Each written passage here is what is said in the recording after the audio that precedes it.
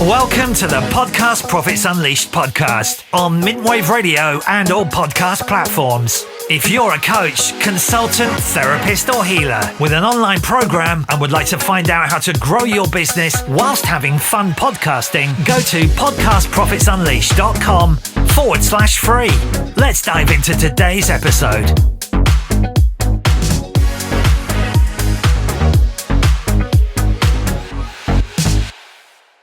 So, welcome to the show. And today we have Adam, AAA Adams. I'm sure he'll explain that bit in a little bit.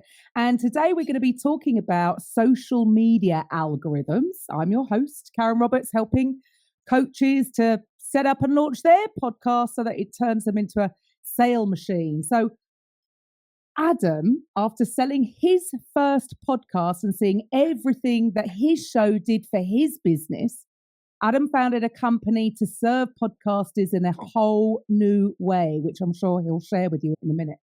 Knowing that successful business owners have already learned to stay in their lane and focus on revenue generating activities, Adam founded Grow Your Show, which is his podcast that I have had the pleasure of being on myself. It's the easy button for podcasters. There's some fantastic value in that podcast.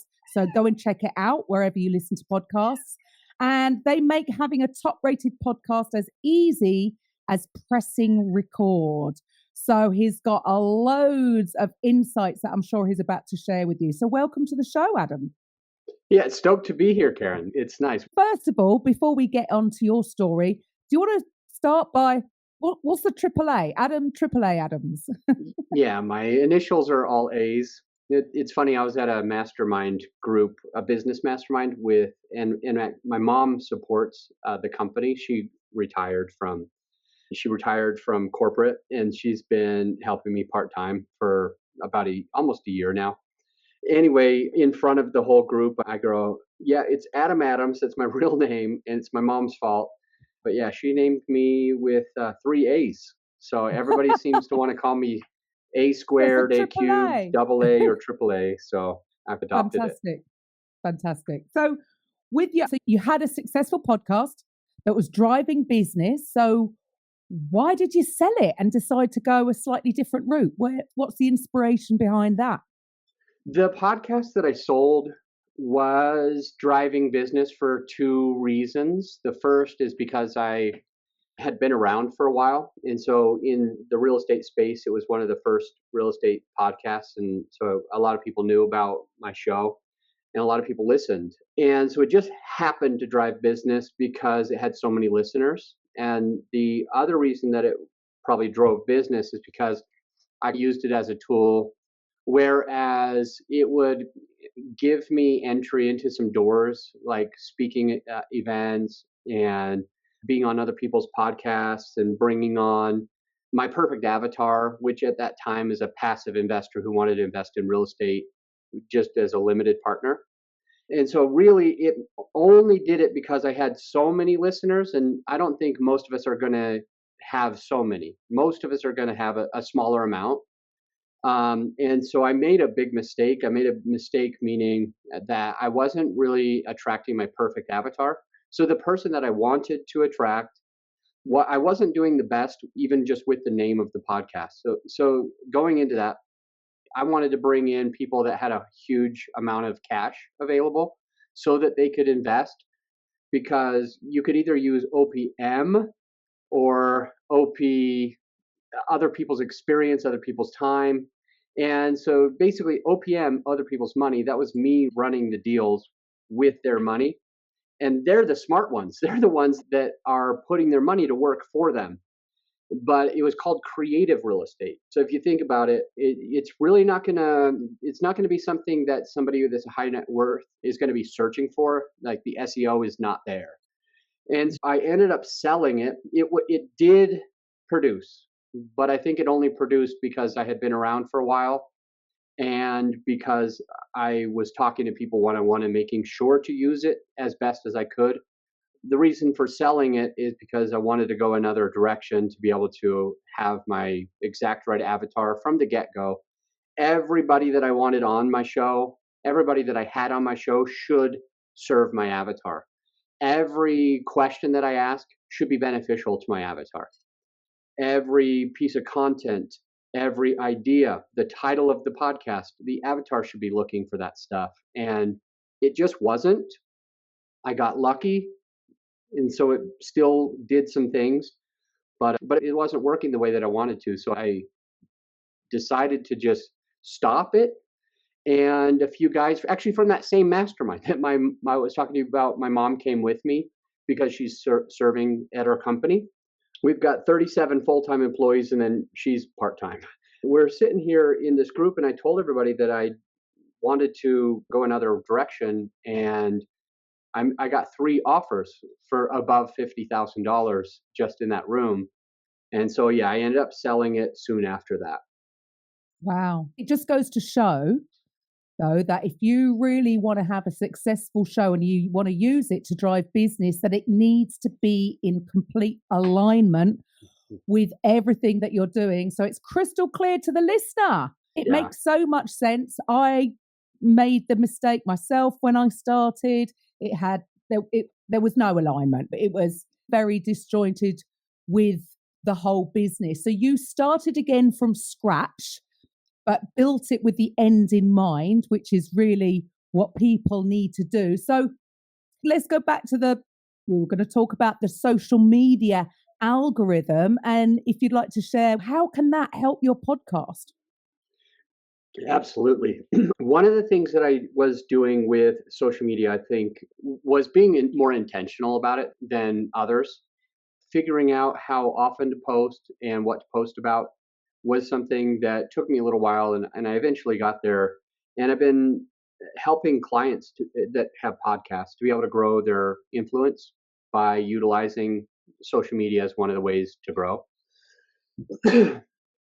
So with that said, here's a few things that I learned along the way that I think your listener, also the person with us, will be able to take into their podcast and also their business.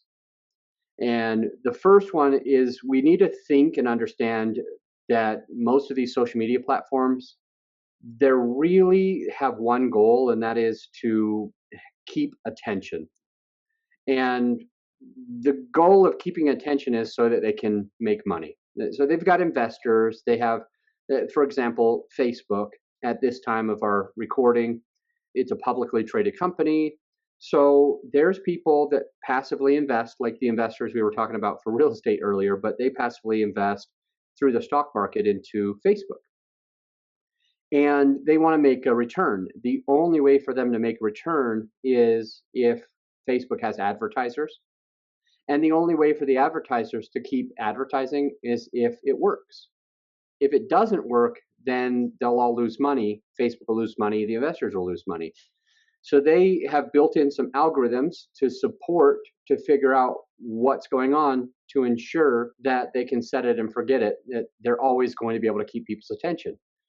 One of the ways that they do that is it's called a split testing, A/B testing, which basically means, Karen, you've made a post, and Adam, I've made a post.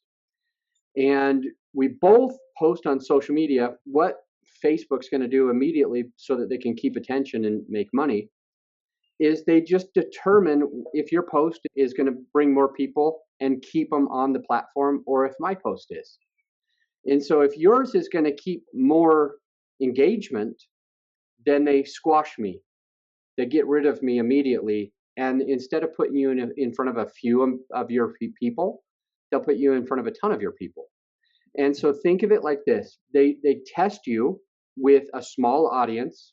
It makes us sad. Your listener today is possibly crying because they're thinking, oh, why doesn't all of my friends see my post? The issue is you probably haven't built up that reputation within your social media to allow those posts to work. It's not that Facebook doesn't work. It's that you haven't learned the algorithm. And by the end of this episode, you'll know that algorithm and you know how to be able to keep people's attention. So here's a formula that will be able to serve the listener. If they write down hook, story, offer, those 3 things. It's the hook is the first piece, the story is the second piece, and then the offer is the last piece. And most people aren't understanding what they need to do to be able to keep that attention. With the hook, that means you're going to grab people's attention. So they built in an algorithm with Facebook and all these other platforms. They built in an algorithm that shows if the person who's mundanely scrolling through, if they pause, if they quote, stop the scroll. So if they're going through and they see one person's, they go past it, they see the next person's, they go past it, they see the next person's. As soon as they see the one where they pause, they stop, that triggers the first algorithm that says, hey, we need to put this post in front of even more people than we're putting it in front of now, because it's getting people to stop scrolling and keeping people on the app. The way that you do that with your hook is to either say something like a question or a statistic. On your Facebook, if you start out by telling people things, it's probably going to go in one eye and out the other. They're going to just scroll right past it because, unfortunately, there's nothing in there that gets our attention. We need what's called a pattern interrupt in order to get attention. The pattern interrupt is the question or the statistic. Questions and statistics make us stop and make us think. So if we are thinking, how do I make my social media active? How do I make it work so that my podcast can grow or that my business can grow, or both? Then I need to figure out how to utilize hook, story, offer to get the algorithm to put me in front of more people. I want to just mention a quick story about a guy named Brad, who was one of my clients, or still is a client. But when he first started with us over a year ago, I went into his Facebook and we were going to make a post together. I was going to support him to make a post that got in front of lots of people to teach people or let people know that he was starting a podcast. So in the beginning, we're jumping in there and I start basically giving him an audit of his Facebook. And I see that out of the last 30 posts, and he posted almost every day, but out of the last 30-ish posts, this is about a month of content, he never ever got more than 3 likes or 3 comments. So I remember that distinctly. All right, you got 1 here. Oh, you got 2 here, 2 comments. That's not bad. And I remember the one time where he had 3 comments. And I said, all right, this is going to be tough, Brad. This is going to be really tough because your Facebook isn't proving that you can do this. But I want to give you my commitment that when you and I make this post together, it's going to get at least 50 comments. I knew that confidently. And it was because he hadn't been utilizing the algorithm at all. And I'll share with the listener a few things that he was making mistakes on that we can avoid to ensure that we're able to get in front of the right people. Well, Brad and I got together. I think we spent about half an hour creating a post to teach people that he had a podcast coming out. And it started out something like this. His hook was, I can't believe I'm actually going to do it. That was his hook. Usually a question or a statistic, but anything that grabs attention. I can't believe I'm actually going to do it. Friends and it goes in. Friends and family have been telling me that I should be starting a podcast, that it could help me with this, it could help me with this. And I never wanted to do it until I realized that I could really actually serve somebody. The person that I can serve is, and then he called out his avatar. He said exactly who he helps. And then he had an offer, which was, let me know in the comments below if you'd like to be a part of it. At the end of the day, he had over 400 comments. So I way underestimated it. So from 3 being the max to 400, I'm not doing the math, but that's more than 130 times, I believe, more than 130 times the value, the exposure that he got. And we just used some of these techniques that we'll share with the listener right now. Number 1, a mistake that a lot of people make is they put links in the post. Why do they put links? They put links because they say to themselves, you know what? I need people to go to my website, podcastprofitsunleashed.com/free. And if I don't put that link in the in there, how would they ever know? So we're afraid to not put it because what are they going to do? A Google search to find our free giveaway? What's going to happen? So the way that I told him is I said, get rid of all links, because these outside links, there's a built-in algorithm that knows if you put a link, and if you have a link, Facebook says, oh crap, I would use a different language. Oh crap, I don't think that people are going to stay on my platform if I give them an outside link. So what I'm going to do is I'm going to shadow ban or hide this post. Karen put her website on there. Not good. We don't want them going to podcastprofitsunleashed.com. We want them on Facebook. So that's the first mistake. Other things that we can do is instead of telling people, we ask. So it's that hook. Other things that we can do for algorithms is a good call to action. The best CTA or offer at the end, do you remember hook, story, offer? The best thing that we can ask them to do, it goes back with what I said to Brad.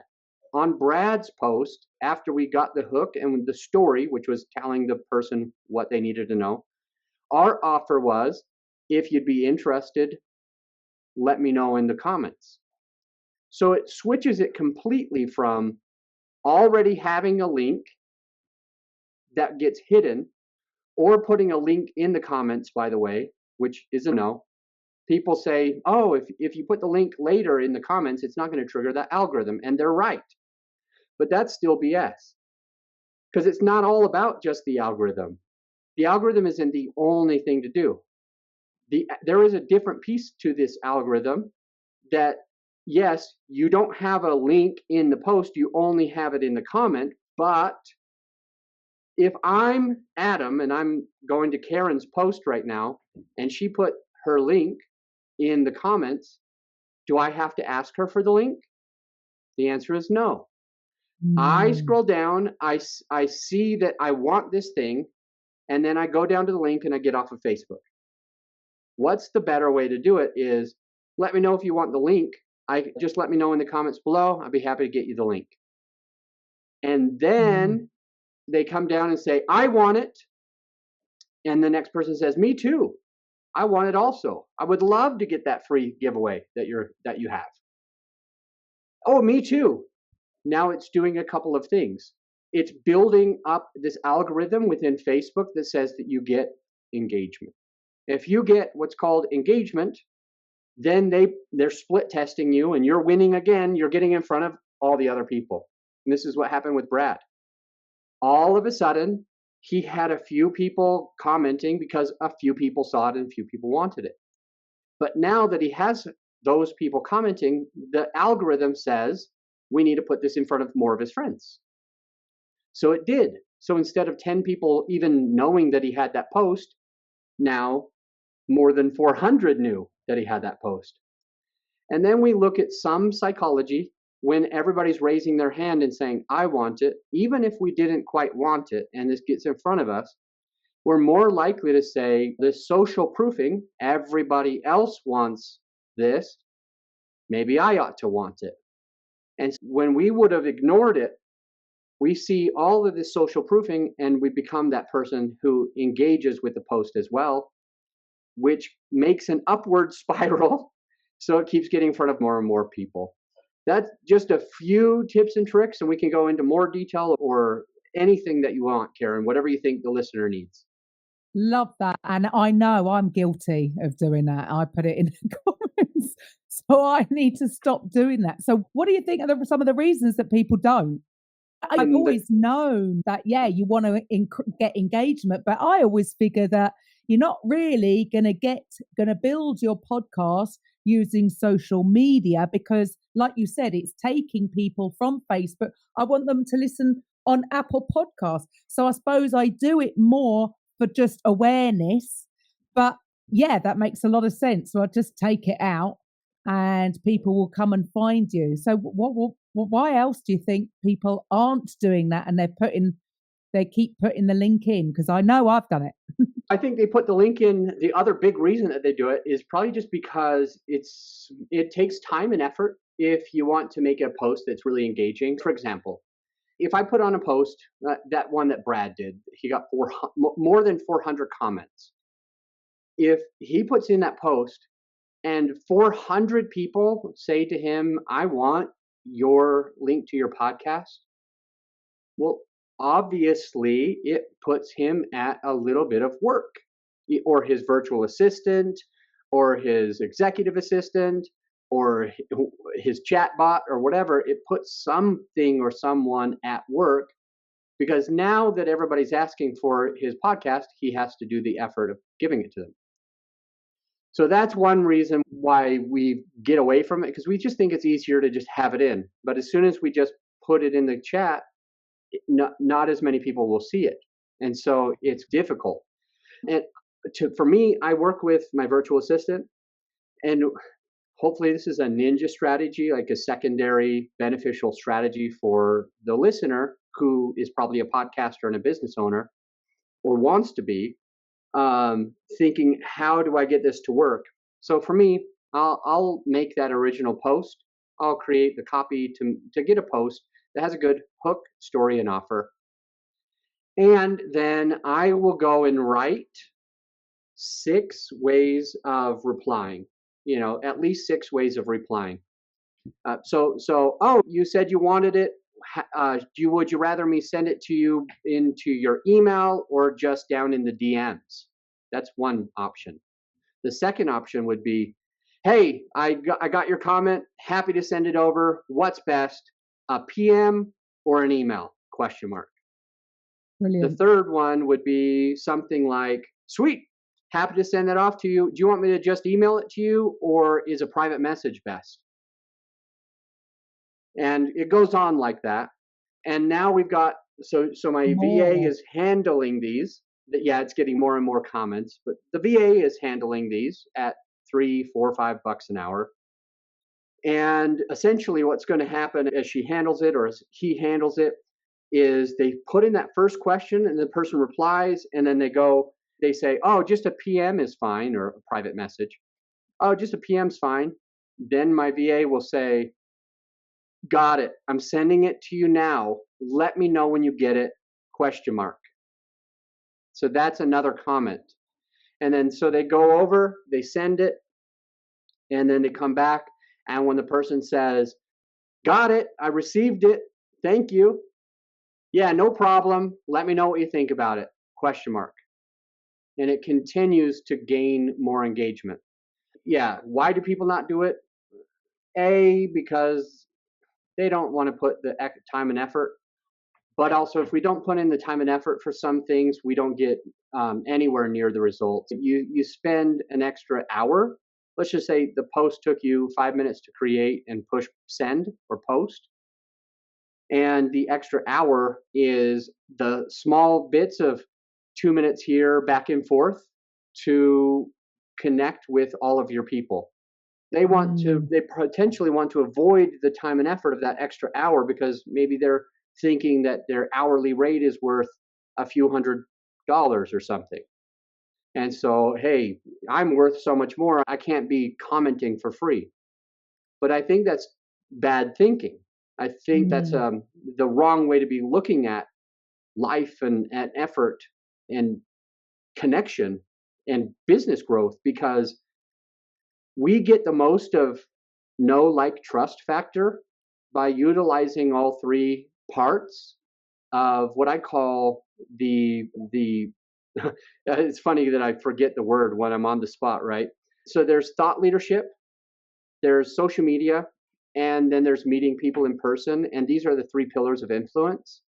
The pillars of influence have you imagine a 3-legged stool. And I want you to imagine this, because I keep getting people asking me when I say that social media is important and podcasting is important and face-to-face or connection with people is important. And they're thinking, oh, I'm so busy, or I don't want to spend too much effort. Adam, which one's the most important out of the 3? And I would say that they're equal. They have to be pretty close to equal. If you cut an inch off of one of those three legs, you'll be fine. If you gain an inch on one of those three legs, you'll be fine. But if you cut a leg off, you'll tip over. You will fall over. So you do need, if you're really wanting to influence your listener, your avatar, your potential client, you ought to be on social media. You ought to have a thought leadership platform like a podcast, and you ought to meet people face to face. And in my opinion, one thing that counts is social media interaction. So when you take that small bit more effort to reply to people, comment back and forth, DM them, email them, you're now gaining that know, like, trust factor at a higher level because you're able to connect with them on a higher, more personal way that makes that person think, oh, I like Karen. Karen's great. She was responsive. She's the type of person that I would work with. You're giving this message to your person by just simply taking that extra 1 hour-ish effort on top of the first 5 minutes. There's no other way to do it. It's all about nurturing then, isn't it? It's not about just putting it out there, but you've got to develop the nurturing skills to bring them into your world. That makes a lot of sense. So basically, what I've learned from that is I've been a bit lazy. Haven't we all? The listener knows that they're in the same position. Yeah. And so there you go. It is going to take time. If you do it in the right way and you set up your podcast with the end in mind from the get-go, just like Adam has just shared with you. So how long, to give some context to the listeners, how long ago did you restart? So starting from scratch with this new way? Yeah. I started the first podcast in 2016. And I sold it in 2020 around the same time of launching a next podcast. The first podcast had made it into the top 0.5%. And this new podcast made it now into the top 0.5%. The first one was getting 16,000 downloads a week. I don't know how much that is per episode or per month. But the new one is getting a quarter of that. So the new one's getting a quarter, but I'm making a significant amount more money through the new one. So don't think of your podcast as only the listener, only the listens, only the downloads. Don't think of it as just that. I was having a podcast called Creative Real Estate, and I was really essentially supporting the person who had no money. And I still was able to make decent traction and money through having a podcast. This new one, I have about 25% of the listeners, but I'm going anywhere from, on the shortest, the lowest ever, 22,000 in a month, and then the highest ever, a little over the first six figures, so barely over 100 grand per month. And so this money comes in through the podcast each month, and on average about 35,000. And I have a quarter of the listeners. It's getting close to $500,000 a year through just the podcast avenue. And so that's not crazy big, unheard of, and it's certainly not small. It works, and it does what you need. And so don't stress out about how many listeners you have. Stress out about how is your funnel working for know and trust. Do you have your thought leadership platform so that the most amount of people know you? This is at the top of the funnel, the know part. Do I have my podcast in place? Am I working with Karen already? If so, awesome. The most amount of people possible will know who you are. Now, in the second part of the funnel, the like funnel, how do people vet you right now? They go and they search your name on Google, they search your name on LinkedIn, they search your name on Facebook. They try to find you on social media. If they can't even find you, they're probably not going to do business with you. That's the like piece. That's the middle of the funnel. And that the smallest part at the very bottom, that's the trust factor. This is what happens when we actually have communication one-on-one. This is what happens when we are meeting somebody in person, when we're at a conference with them, when we're on a Zoom, like we're recording like on a Zoom right now, face to face. Or if you are engaging on your Facebook, because that makes that trust factor so much faster. So if we're utilizing this stuff, we will be able to make money through our podcast and through our business because we're in those places and we've got, you said it earlier, it's beginning with the end in mind. Stephen Covey also said that, begin with the end in mind. That's one of the habits of highly effective people, is that we have an understanding of where this is going.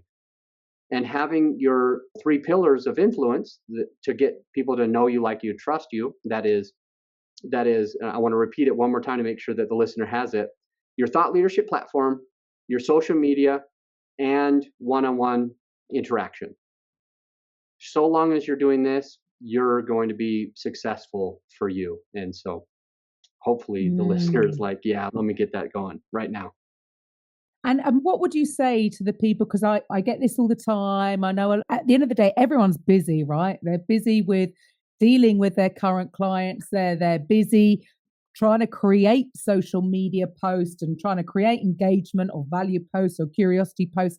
However, like you've just totally shared there, that having a podcast is a massive part of this, and it is going to build on the know, like, and trust. But so many will avoid doing it because I think they get overwhelmed with the whole idea, because there's a lot that goes into starting and launching a podcast. But what's the deciding factor? What's going to put people up that have got a podcast? Do you think that's putting them up as the expert in their niche? What would you say to people that are thinking about it and they're being put off because of the overwhelm? Is it worth it or not? It can be worth it as long as you use it the right way. You might ask, is it worth it to own a car? And the answer is, are you going to be driving to appointments? Are you going to be recklessly driving? Are you going to try to drive backwards on the freeway? If you're going to use that vehicle in a good way, it's going to give you value. It's going to make you more money. It's going to make life more easy for you. It's going to save you time and effort to have that car or that podcast. But if you're going to just have a car and let it sit in your driveway, it's probably not going to do that much except cost you money. If you have a car and you're recklessly doing it, like you didn't begin with the end in mind, and you're just like, oh, let me just drive around. I see people driving around and they're making money. I'm just going to drive around. It's not going to make you the money just to drive around. You have to have a plan. You have to have a destination. You have to have some thought process with your podcast if you want that to make you money. So in short, yes, a podcast can absolutely support you, help you make money, get you in front of the right people, as long as you're using it right.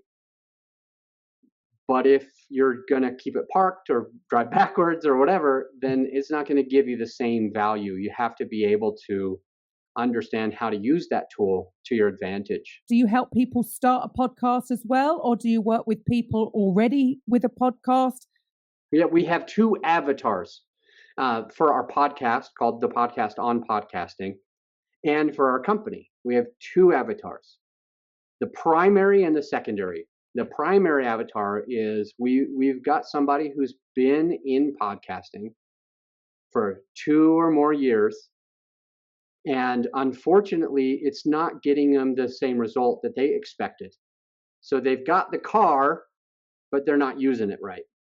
That's our first avatar, the one that we can work extremely well with. Somebody who's been flopping around, beating their head against a wall, and wants to figure out how to get those results because they put so much time and effort into it so far. How do I get this across the line?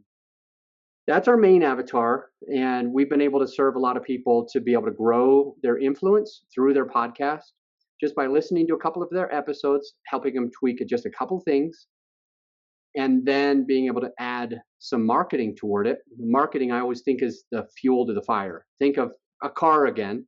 If you've got a car and you've got a destination, what do you need? You also need gas.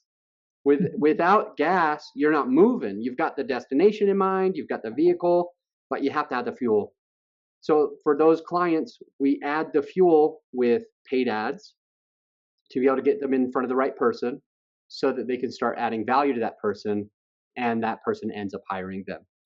So you just need to add the gas, the fuel, the marketing. Our secondary avatar is somebody who's about to launch a podcast and says, I never want to go through that crap. I don't want to ever try that. Beating my head against the wall doesn't sound fun. Doing this for 5 years straight without results sounds horrible. I would rather figure out how to get results sooner. And so when I launch, I understand the value of hiring somebody who knows what they're doing on that end to be able to support me. So primary, somebody who's already got it, but it's not really working. Secondary, someone who's about to get it and never wants to go through that. Brilliant. So what should the listeners do next? Oh yeah, that's our call to action, right? I say they should pull up their Facebook or whatever social they really use the most. And I say that they should think about the hook story offer. I'll give you some tips real quick. The hook will either have a question or a statistic. The story will start out by telling them what you're going to tell them, and then it'll tell them, and then it will wrap it up and tell them what you told them. So within the story, it's going to share everything about that learning lesson for their person on their social media or on their podcast. They can use this. And then the offer would be for them to have a clear call to action. Our call to action right now is go and implement this, go and use this, go and see what this can do for you, going from maybe 3 comments to 400 comments. I want that to be the call to action. I want the call to action to be action driven, where they just jump onto social right now.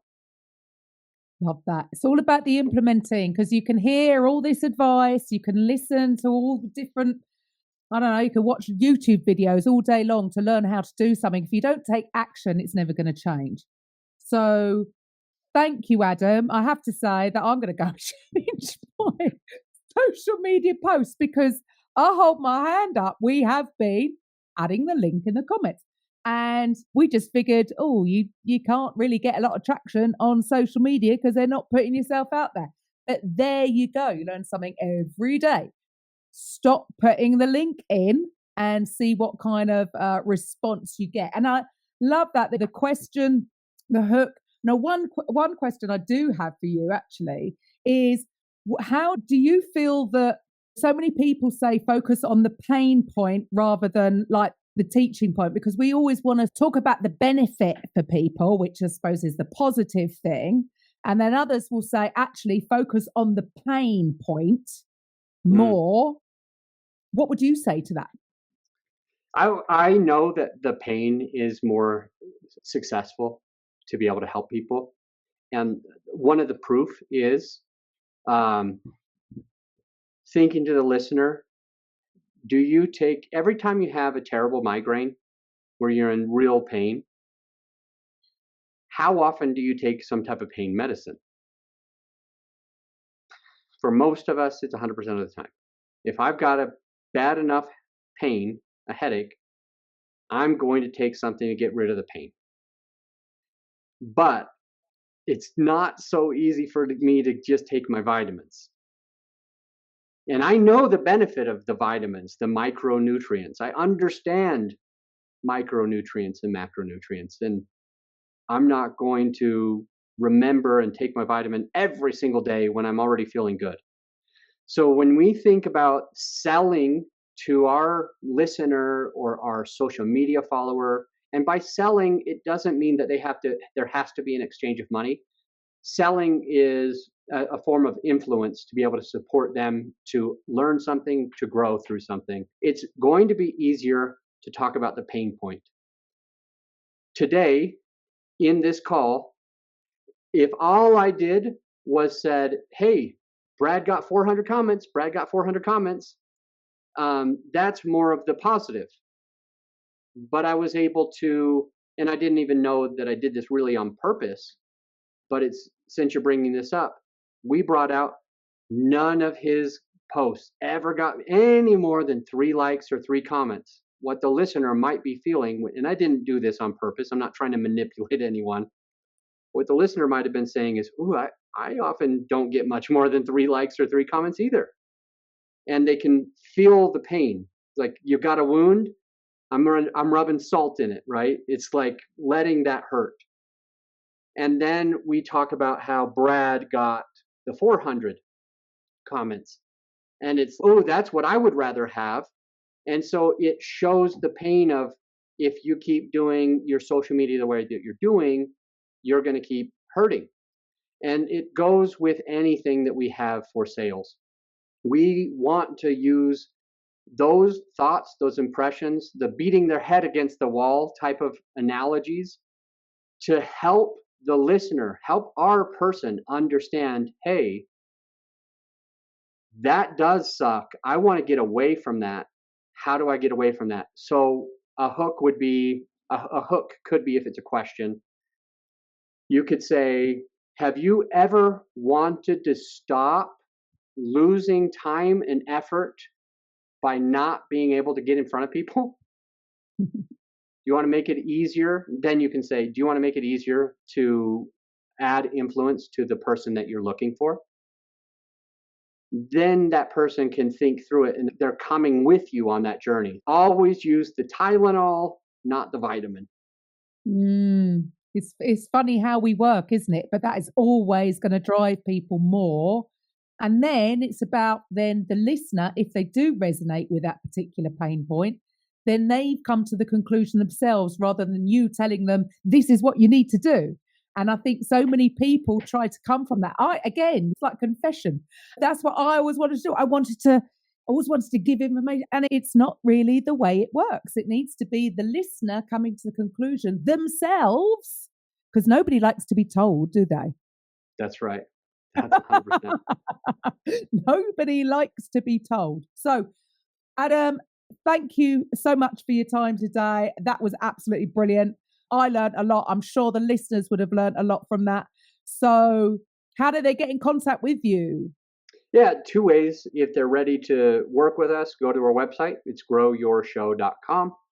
And if they just want to hear some great content, the podcast on podcasting. There you go. It's as simple as that. Brilliant. Right. You enjoy the rest of your day. And to the listeners, I'll be back next week. Bye for now.